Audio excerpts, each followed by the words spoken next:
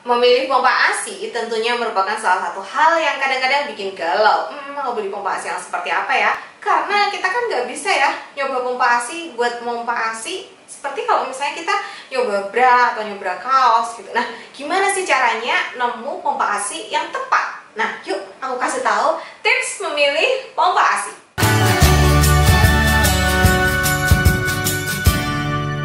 Halo, selamat datang di Kriwil Life, ngobrolin kesehatan bareng aku, Bidan Kriwil. Hari ini kita akan ngobrolin soal tips memilih pompa ASI. Karena pompa ASI ini kan nggak bisa kita coba gitu ya. Nanti kalau kita coba udah kena ASI kita dong gitu.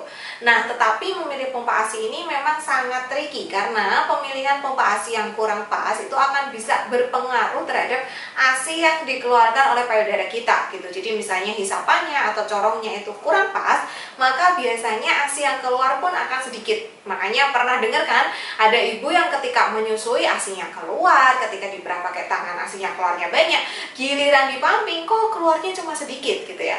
Nah, gimana sih caranya milih pompa ASI? Karena ini galau juga, dan pompa ASI itu kan juga harganya itu tidak murah-murah amat gitu ya, bukan tipe barang yang kalau kita beli nggak cocok ya udahlah ya gitu. Misalnya kayak kunci rambut gitu kita beli harga 1.000, nggak cocok ya udahlah ya. Tapi kalau pompa ASI kan nggak bisa seperti itu, apalagi untuk kaum mendang-mending seperti aku yang selisih 10.000 aja aku pikir-pikirin gitu. Nah, sebelum lebih lanjut kita bahas, kita itu harus membuat list dulu gitu ya. Jadi ibu-ibu harap siapkan kertas dan pulpen gitu supaya untuk memudahkan tipe pompa ASI apa yang nantinya cocok untuk ibu-ibu semua gitu. Yang pertama adalah perhatikan apakah pompa ASI ini akan sering dipakai atau tidak gitu. Jadi ini akan mempengaruhi. Misalnya nih ketika ibu-ibu di rumah aja gitu, bukan ibu bekerja. Ibu di rumah aja yang direct breastfeeding yang mungkin hanya butuh pompa ASI ketika mau keluar arisan atau keluar belanja gitu ya. Maka sebenarnya pompa ASI ini bukan merupakan tools atau alat yang wajib dimiliki. Ibu masih punya opsi untuk memerah pakai tangan, manual misalnya. Aku pernah bikin videonya, ibu bisa tonton gimana sih cara memerah ASI manual pakai tangan gitu. Atau misalnya ibu ingin tetap pumping gitu ya, karena kayaknya nggak bisa Bu saya kalau misalnya pakai tangan nggak telaten gitu. Maka ibu masih bisa memilih pompa ASI yang mungkin single pump aja, kemudian bisa manual aja, karena waktunya juga longgar gitu loh kalau mau pumping di rumah. Jadi satu payudara itu nggak masalah gitu, kita tidak dikejar waktu gitu. Nah, tapi kalau misalnya pompa ASI ini memang akan dipakai dalam jangka waktu yang lama dan terus-menerus, maka tentunya aku sarankan ibu-ibu untuk menggunakan pompa yang memang kualitasnya bagus, terus ada spare part yang dijual gitu. Karena kadang-kadang misalnya silikonnya rusak atau rubbernya sobek, itu kita bisa beli spare partnya aja, bukan harus ganti seluruh satu pompanya gitu loh. Karena kan ketika sering dipakai maka otomatis resikonya untuk cepat rusak itu juga tinggi gitu ya kan gitu. Resiko rusaknya lebih besar daripada kalau yang jarang dipakai. Untuk spare partnya kayak misalnya silikonnya atau valvenya itu resikonya akan lebih cepat rusak kalau misalnya sering dipakai gitu, atau misalnya kotor atau menguning gitu. Nah, maka pilihlah pompa yang memang dia punya spare part yang dijual terpisah gitu. Syukur-syukur memang ada yang bisa mereparasi gitu. Jadi ada service centernya gitu kalau kayak handphone gitu ya. Jadi silakan pertimbangkan yang ini gitu. Kemudian yang kedua adalah perhatikan apakah ibu-ibu ini punya waktu yang lama untuk pumping atau enggak gitu. Misalnya tadi aku sudah sebutin, misalnya kalau di rumah aja gitu ya, cuman ketika mau pergi kita kan bisa kayak spare time, 2 jam sebelum pergi kita bisa pumping, jadi pumpingnya santai gitu. Tapi untuk ibu-ibu bekerja yang di kantor misalnya waktu istirahatnya cuma 10 menit, tentu saja butuh waktu yang sesingkat-singkatnya tetapi hasil pumpingnya yang sebanyak-banyaknya gitu ya. Maka untuk ibu-ibu yang memang waktunya pumping sedikit ini, aku sarankan ibu-ibu bisa memilih pompa ASI yang double pump. Jadi sekali pompa langsung 2 payudara dipompa sekaligus gitu ya. Dan pakai yang elektrik supaya nggak capek juga pompanya. Kalau manual kan harus gini gitu ya, tapi kalau elektrik kan kita tinggal pencet tombol aja, dia bisa pumping sendiri 2 payudara sekaligus, jadi lebih cepat. Ini akan membantu ibu-ibu untuk menentukan apakah pumpingnya itu akan beli yang single pump atau double pump. Kalau misalnya ibu-ibu punya waktu yang luang untuk pompa single pump, it's okay. Tapi kalau waktunya mepet gitu ya, apalagi kerja, maka silahkan pilih yang double pump. Kalau ibu-ibu waktunya longgar, bisa sambil mau olahraga tangan, ibu bisa pilih yang manual.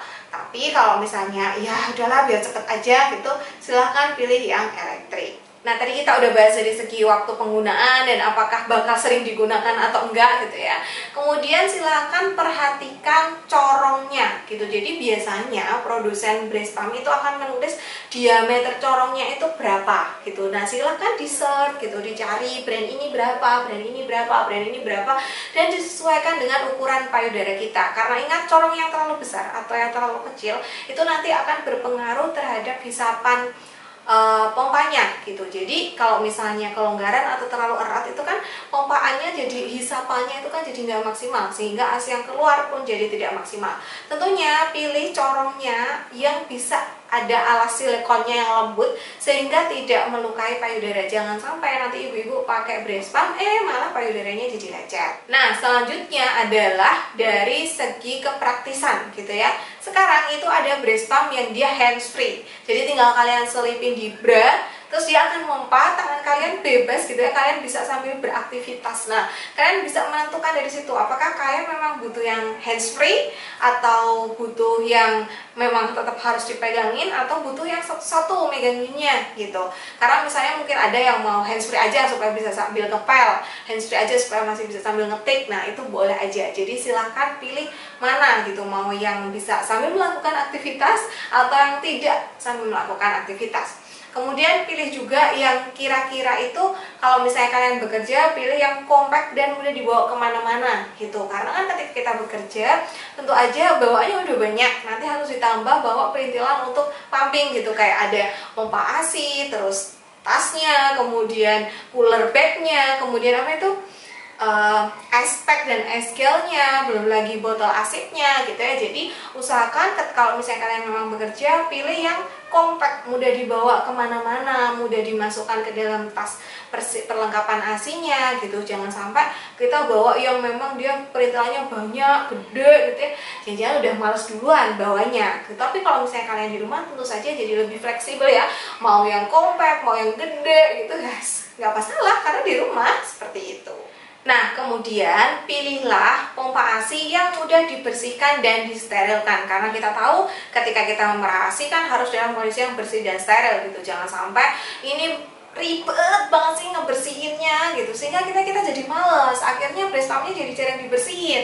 Nah, itu kan nanti akan ngaruh kepada ASI yang dipompa dengan breast pump yang kotor. ASInya juga jadi kotor walaupun tadi di dalam payudara kita dia masih steril gitu ya. Jadi pilihlah pompa ASI yang memang mudah dibersihkan dan mudah disterilkan. Mungkin kalau misalnya ibu-ibu di tempat kerja bisa beli sterilan yang kayak tongkat itu atau yang kecil gitu, sehingga ibu-ibu tetap bisa menyimpan pompa ASI-nya dengan baik dan bersih gitu ya, sehingga hasil pompaan ASI-nya itu tidak tercemar.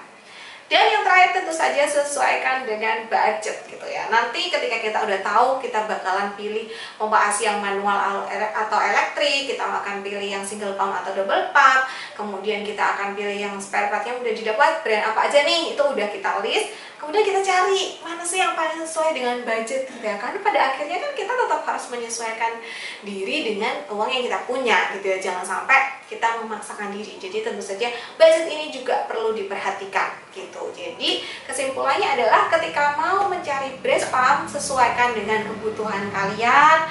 Kemudian cari yang spare part yang mudah ditemukan supaya nggak boros nanti kalau ada yang rusak ininya harus beli satu set gitu ya. Kemudian sesuaikan dengan budget, cari yang mudah dibersihkan, cari yang mudah dibawa. Ini juga penting kalau misalnya kalian ibu bekerja. Jadi pilih breast pump itu yang compact gitu, yang mudah dibawa kemana-mana gitu, sehingga nantinya ketika kalian mau bekerja nggak keberatan bawa breast pump, sehingga kita tetap happy untuk memompa payudara kita. Nah, sekian dulu video tentang cara memilih breast pump. Semoga cukup bermanfaat. Sampai jumpa di video selanjutnya. Bye!